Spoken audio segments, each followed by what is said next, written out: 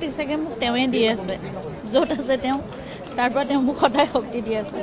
মোক আগতে কয় বাঘৰ যেতিয়া পত্নী হৈছা তুমি বাঘিনী হ'ব লাগিব আৰু তুমি চাবা তোমাক সকলোৱে এনেকৈ মৰম দি ৰাখিব। মই এতিয়া ৰৈ থাকোঁতে যেতিয়া ইমান লোক আহে, প্ৰতিটো খুঁটাত তেওঁৰ ফটো লগাই থোৱা আছে আৰু প্ৰতিখন ফটোৰ পৰা তেওঁ মোক চাইছে যেন কৈ আছে আগত এনেকৈ লাগে মই কৈছিলোঁ নহয় তোমাক আগতে চোৱা, এতিয়া ইমান মানুহ আহিছে যে তুমি আহৰিয়ে পোৱা নাই। গতিকে মোক সেইখিনি শক্তি তেওঁ দি যাব। মই জানো তেওঁ এজন ঈশ্বৰ পুৰুষ আছিল। মইহে চাগে অকল মানে আমি চাগে ভাবিছিলোঁ এজন মানৱ মোৰ স্বামী হৈ আছে, পৰিয়ালৰ এজন হৈ আছে, এজন শিল্পী হৈ আছে, কিন্তু তেওঁ এজন এতিয়া ঈশ্বৰ পুৰুষ। মই জানো মোৰ প্ৰতিটো খোজ বাট মোক তেওঁ পোহৰাই লৈ যাব। মই সদায় তেওঁকে প্ৰাৰ্থনা কৰোঁ। তেওঁ আচলতে এটা মিছনতে আহিছিল। তেওঁ নিজৰ সময় লৈ আহিছিল, নিজৰ ক'বলগীয়াখিনি, নিজৰ কৰিবলগীয়াখিনি কৰি গ'ল। যেতিয়া তেওঁ থাকোঁতেও কিছুমান কথা নুবুজা নিচিনা লাগে, বহুতে তাৰ অৰ্থ নুবুজি পেলাই বেলেগ অৰ্থ ওলায়, বেলেগ ধৰণৰ কথা হয়। আমি অলপ চিন্তিত হ'লেও তেওঁ কয় মোৰ কথা আজি বুজি পোৱা নাই, 10 বছৰৰ পিছত মানুহে বুজি পাব।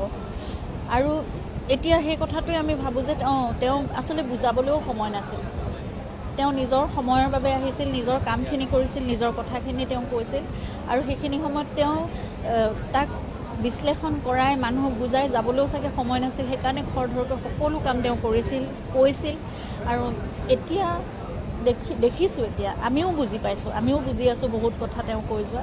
আৰু মই ভাবোঁ সকলোৱে সেই কথাবোৰ লাহে লাহে বুজি পাব, তেওঁ কিয় কৈছিল, কেনেকৈ কৈছিল আৰু প্ৰতিটো কথাৰ ক'ত কেনেকৈ সংলগ্ন হৈ আছে জীৱনৰ প্ৰতিটো মুহূৰ্তৰ লগত, প্ৰতিটো বিষয়ৰ লগত।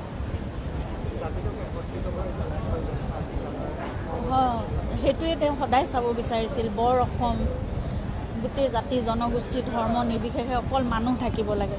আজি একত্ৰিত হৈ আছে, কিন্তু মই আশা কৰোঁ, মই প্ৰাৰ্থনা কৰোঁ সকলোৰে প্ৰতি, আজি মই আহ্বানো জনাওঁ, আজি জুবিনৰ কাৰণে যেনেকৈ সকলো একত্ৰিত হৈছে, সকলোৱে আহি ইয়াত গোটেই সকলো ধৰ্মৰ লোক ইয়াত প্ৰাৰ্থনা কৰিছে তেওঁৰ বাবে। কোনো ৰাজনীতি, কোনো দল সংগঠন নাই, কোনো জাতি ধৰ্ম নাই, একোৱে নাই। এনেকৈ সদায় মানুহ থাকক, তেতিয়া তেওঁ সুখী হ'ব। আৰু তাৰ বাহিৰে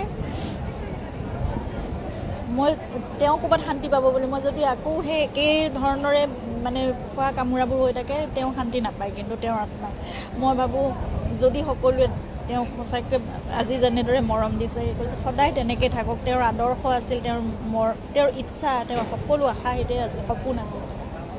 সেই সপোন